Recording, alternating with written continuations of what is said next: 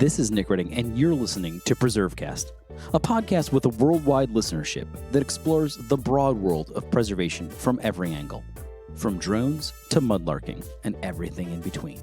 Now, let's get preserving. As a preservationist, I cut my teeth on battlefield preservation, working for what's today known as the American Battlefield Trust. I led an effort there, back about 10 years ago, to defeat a proposed Gettysburg casino, so the idea of how we preserve and protect hallowed battlefields has always interested me. That's why when I heard about a controversial proposal to build a so-called D-Day land, I knew we had a good fit. And so on this week's PreserveCast, we're heading to the Bocage country to talk about heritage preservation with a French twist. This is Nick Redding, and you're listening to PreserveCast. And today we're very excited to be talking with two individuals from France, all about Normandy, D-Day, the history and legacy of these places, and a pretty controversial proposal for building something that both of the individuals we'll be talking with are opposed to, along with a number of other people in that community. And so we're speaking with Maxi Crossa, who lives in Normandy, and we'll be speaking with her about that. And we're also speaking with Gayle Tischberek, who is an American, but is living and has lived in France for many, many years. And so we're going to be talking with both of them about this project and sort of the legacy of something that is so important to not only the French people, but to the British people and certainly to the American people. So, but before we do that, it would be nice to know a little bit more about both of you, and also your role in this project and how you got involved in preservation and fighting against this particular proposal. And we'll talk about this proposal. But to start, we want to get to know you a little bit. So maybe, Maxi, we could talk with you first. Where did you grow up? When did you get interested in history? And what is your role in this current effort? I grew up in the south of Western Germany in an American occupation zone near to the French zone. And I came to France in 1979, where I'm still living now with a French passport. And I felt since every time living in history, because all Saturday evenings talks about war and post-war period. We got a lot of care packages. I still have remains of that. Then 61 Wall of Berlin, then 63 Kennedy in Berlin, then 68 Prague, then 73 and 74 first petrol crisis, beginning of ecological awareness, and then 89 fall of the Berlin Wall and end of the Iron Curtain. So that's my historical main point. And I got interested in things around me in a medieval city where I did my studies. And I was the first time active in struggle against for a very big street or road that should be made in the ancient city. Fantastic. So, Gayle, I'm curious, how long have you lived in this area, and what is your involvement in the project? Okay. I came to, first of all, I'm from California, from the Central Valley, Bakersfield. I came to Europe in 1971. I first lived in Italy for 7 years, and I moved up to France, and I lived mainly in Paris. And this particular town where I am now in Normandy is called Vers-sur-Mer. And I'm here because my husband's family had a second home starting back in the 30s in this small community. This home was blasted to smithereens during the Second World War. And we now have a home that is actually situated on the road that the British troops took when they landed. We marched right up the hill and right in front of the house where we currently are. This house was paid for by the French government to replace this very large home that was blasted. And I've been coming to this community for about 20 years. I'm retired now, and I spend, I would say, about between a quarter to a third of my life in this community. And I'm interested in this because we are perpetually surrounded by memories of this war. They are everywhere, absolutely everywhere. And just any more of this is just much too much. And so I'm stepping up to protest. We have too much. Interesting. Well, I mean, I think we'll dive right into this topic because it hasn't gotten a lot of press in the United States, and I think it should. And I'm glad that we're able to bring this story to our listeners. So, I mean, Normandy, D-Day, the Bocage, these places, these terms, it holds a very special place in the hearts and minds of many Americans, myself included. So let's first talk about preservation in the area, and maybe we'll ask this of Maxie because she's so ingrained in the preservation work there. Just before we talk about the project and the controversy, let's just talk about preservation in general in the area. Are there rules and guidelines which protect this place? And I suppose as a follow up, are you losing things? Is there? I mean, beyond this controversy, are there preservation challenges? What does preservation look like in the Normandy region? Perhaps firstly, the preservation rules. I tried this morning to call administrations in order to know if there are special rules to preserve the landings, the landing beaches, and I didn't get good answers. So I can give a typical Norman answer. Yes, there are protections, and no, there are no protections. Yes, so because we have a lot of cemeteries, and all the cemeteries are sponsored and administrated by the national cemetery administrations. That's the first protection. Then other things like German installations are not protected, are going lost slowly. Or French state gives money there where French state hopes to have tourists. Maybe German batteries in Longue, they will make millions to build them, to entertain it, in order to keep tourists there. Then the littoral or the coast are generally protected by the Coastal Conservatory. That's a public administrative establishment of the state, placed under the supervision of the minister responsible for the protection of nature. But it's nothing special for landing sites or battlefields. And then the third point, we have natural parks or preserved regions, but authorities tend not to respect that. So it's very mixed. And if we lose any resources, yes, we do. We lose farmhouses because we lose farms because of difficulties to maintain small farms. The farmers don't earn enough money. That's partially the consequence of European agricultural politics and subventions. We lose landscapes, yes. I think we have similar problems in Maryland and in Normandy because we have erosion of cliff lines and submergence of coast parts. We have two important artificialization roads, extension of villages, commercial centers, secondary residences. And we lose churches because they are generally communal properties, and communities don't give much money with the argument, we are a secular nation or a secular state, so we don't like or so they want to give a lot of money. That's the problem.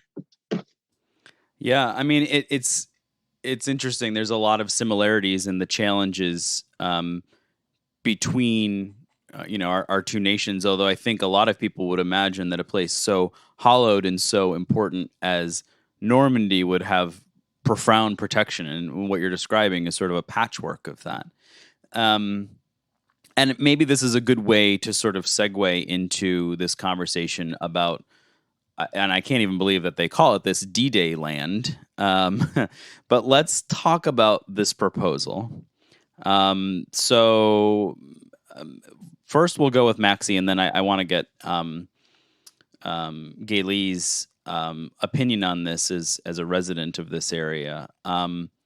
What is maybe Maxi can lay this out for us first. What is the proposal? What actually are they proposing? Where would it be constructed? And we'll talk about why you're opposed to it, but what are the basics of this proposal? What would it actually look like if it were built? The basics are that the president of our region wants to have an event, a touristic attraction, in order to retain tourists for some days more in the region. On a 40-hectare site, a 40-year style village or town would be built with military vehicles, London buses, and so on. Several huge hangars would be placed one after the other and used as performance halls. Visitors would arrive at the site from a train station and would be seated on a mobile grandstands built to accommodate around 700 spectators. The said grandstands would move forward, taking them from hangar to hangar for a total of 700 or 1,000 meters. Within the halls would be video projections and troupe of actors who will play the heroes of that era. That's a citation of a press of the 17th September. And from March until the end of October, the show would be staged 6 times a day. On top of all this, there would be local products for sale. From January to July 2020, there were only mercantile arguments to hear. Then, in view of the growing opposition, there was some effort or some attempt to give an ethic, moral touch to the project.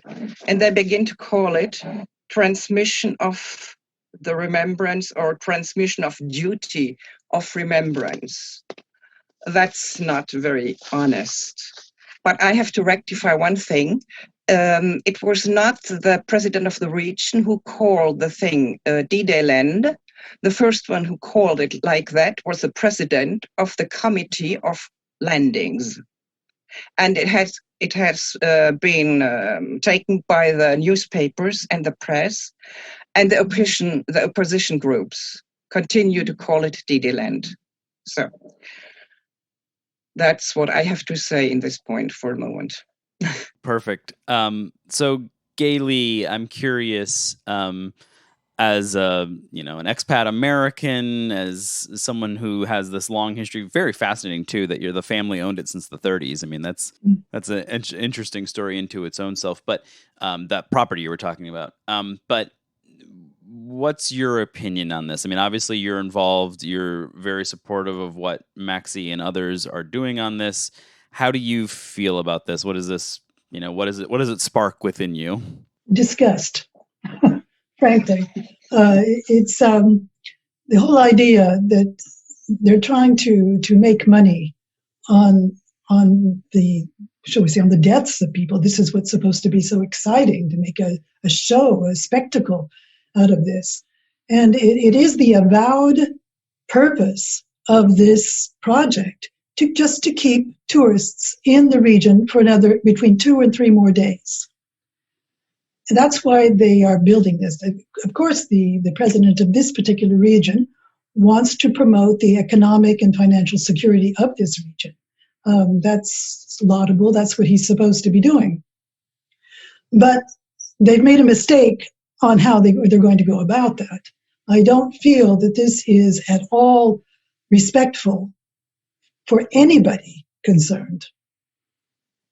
This is not the way to keep a local economy going.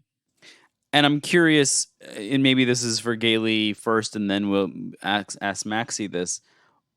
Obviously, you are both passionate about it, and there's a growing group of people who are opposed to this. What is the sort of the broader local public opinion?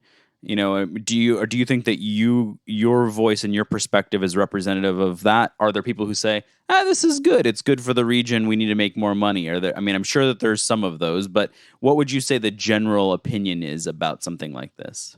Well, I think that Maxi will be able to give you a better idea because she lives here on a permanent basis. However, in the time that I am here and that I talk to people about this, I get everything from A to Z. There are some people who say, well, yeah, however we can make some money, however we can get some things going in this region, that's fair game. But of the people I speak to, that's by far the minority. The majority of people are shocked, very shocked.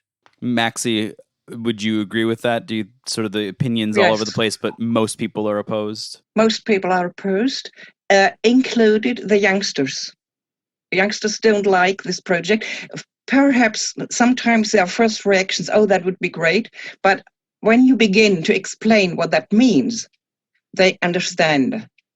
And some understand directly without explanation. So it's interesting. I don't think neither of you know this, but I cut my teeth as a preservationist working in battlefield preservation here in the United States. And one of the fights I led was to prevent the building of a casino at the Gettysburg battlefield. Oh. So there's no end to bad ideas. You guys have not cornered the market on bad ideas. We have a host of bad ideas here as well, and it seems like someone is always trying to make a buck on this. And the question I have for you is, even though the idea of a Gettysburg casino is so repulsive, it very well could have happened if there wasn't opposition. And so I'm curious, what's the latest on the project, Maxi? Is it possible that this still happens? Has the pandemic and COVID slowed it down? When would there be a decision made on whether or not this will move forward? Who makes that decision? So in October 20, there was the first and only public representation of the project. And there the promoters told that they would take 1 year to write the scenario. And since that evening, we don't have any news about the project, exactly about the project of the spectacle.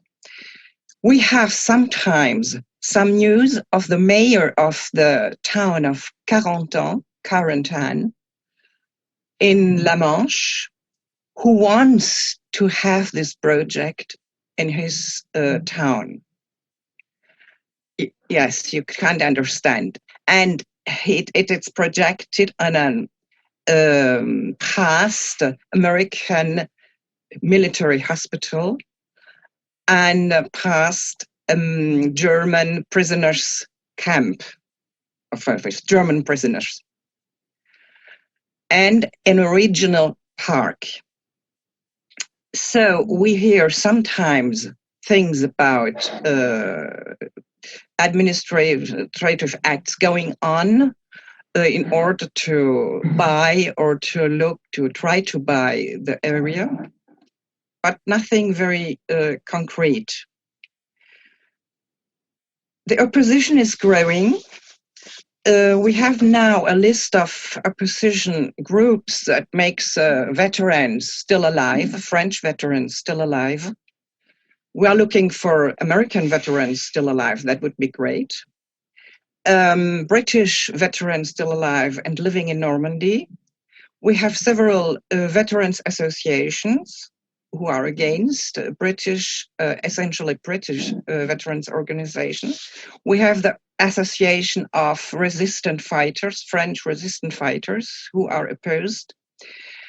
We have more than 27 signatures from an online petition made by a group in the north of Paris.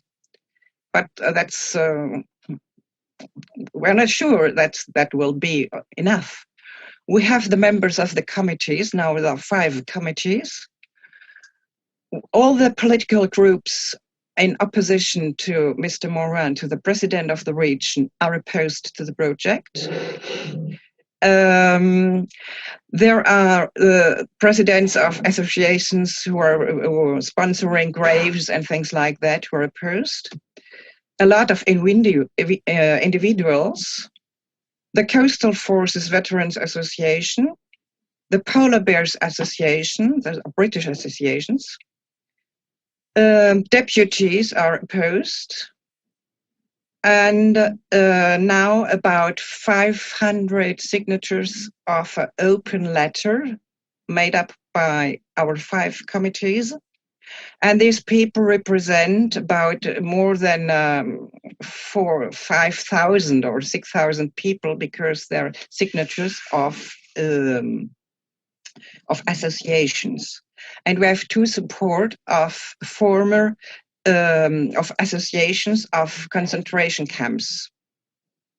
And that's very precious. And associations of human interest, like I translate immediately, the movement for against racism and for friendship between the peoples, and syndicates like the Farmers Confederation, and a movement for peace, and other, and ecological associations. To a lot of ecological associations are against. That's to make a summary. Well, there's obviously opposition, and maybe let's take a quick break here, and when we come back, we can talk about what else you're working on and how people can get involved, where they can find more information, and we'll do that right here on PreserveCast. This week's PreserveCast is sponsored by Historic Roofing. Historic Roofing is your old house specialist. They're a small, family-run company of master craftsmen providing clients with consultations and expertise in restoration, maintenance, and repair in the lost arts and crafts of slate, tile, and architectural metal roofing since 1990. Historic Roofing has saved many prominent buildings in the Washington metropolitan area. To learn more about Historic Roofing's many services, visit historicroofingcompany.com, or better yet, give us a call at 410-741-0572. They'd love to discuss the history of your building and what its history holds. We want to thank Oliver Pluff & Company for sponsoring today's episode of PreserveCast. Oliver Pluff & Company tells the story of historic American beverages, including teas, spiced drinks, cacao, and coffee for historic sites, national parks, gourmet markets, and consumers looking for a great beverage hand-packaged in signature artisan tins. To enjoy a cup of history and learn more about what Oliver Pluff & Company offers, please visit oliverpluff.com. That's Oliver Pluff, spelled Pluff.com. Before we get back to the episode, we're pleased to offer our listeners a 10% off discount on all Oliver Pluff teas, toddies, cacaos, and coffees. Just use the code PRESERVECAST at checkout. That's PRESERVECAST. PreserveCast at checkout over at oliverpluff.com. This is Nick Redding. You're listening to PreserveCast. Today we're thrilled to be talking with Gayle Tischberek as well as Maxi Kroos. And we're talking all about the preservation of a place that is important to people around the world, the landing sites and the fighting fields in and around Normandy, in the beaches at Normandy. We were talking about Carentan and other communities around there, and Maxi was laying out really the broad opposition from environmental groups to veterans groups to preservation groups. So I'm curious, are there established preservation organizations like yours that are working on other issues, or is this the primary issue right now? What else is going on with respect to preservation in Normandy? Oh, that's a huge question. For what's our committee, we we were born 5 years ago. It was not in order to struggle against the D-Day land, but when our problems like D-Day land or former other problems, we go active. We begin to be active. Ecological associations are active around. Without this D-Day, they took in D-Day because they're fighting for ecological preservation and for fighting against climate change and so on. And we have to have a look on plans for land use, which are being developed, and we have to say our word or to make press work, newspaper work, in order to take care. You make too much, gaspillage de terrain. Gaily, can you help me? Wasting land waste. Against land wasting. Yeah, it's obviously it's a big landscape. I mean, you're talking about a large area too. This is not just a small specific area. Normandy is a very big area, so there's a lot of places and important resources to protect. You mentioned before we took our break that there were people were signing on to letters and that things like that were happening. I'm curious, is there a way for Americans listening to this, or really anyone from across the globe that are listening to this, to be able to support your work? What can they do to make a difference right now? You can do a lot. In the States, around you, you can talk about it. You can write about it, make articles, broadcast features or television features, and then send us these articles so we can forward it to the press, to the newspapers, and to the politicians.